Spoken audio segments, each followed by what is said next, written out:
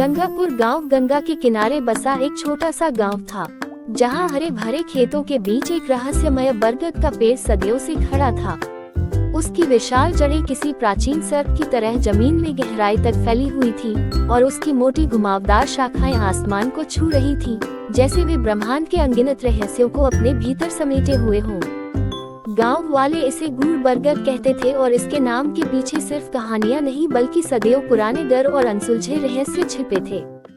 हर रात सूर्यास्त के बाद उस पेड़ के पास से अजीब और डरावनी आवाजें सुनाई देती थी। कभी बच्चों की डरावनी खिलखिलाहट जो अचानक शांत हो जाती, कभी किसी बूढ़े की कराह जो हवा में घुल जाती, तो कभी पत्तों की सरसराहट के बीच किसी अदृश्य फुसफुसाहट का भ्रम, जैसे कोई प्राचीन आत्मा बोल रही हो। कुछ का मानना था कि पेड़ के नीचे प्राचीन काल का एक अतुलनीय खजाना छिपा है, जिसे सिर्फ भाग्यशाली और पवित्र हृदय वाले ही पा सकते हैं। जबकि कुछ का मानना था कि वहाँ बुरी आत्माएं और भटकती प्रेत आत्माएं वास करती हैं। इसी डर के कारण सूर्यास्त के बाद कोई भी उस पेड़ के पास जाने की हिम्मत नहीं करता था। इसी गांव में रहता था अमित, एक गरीब किसान। उसकी छोटी सी झोपड़ी थी जिसकी टूटी छत बारिश में टपकती थी और दीवारें मिट्टी गोबर से बनी थी।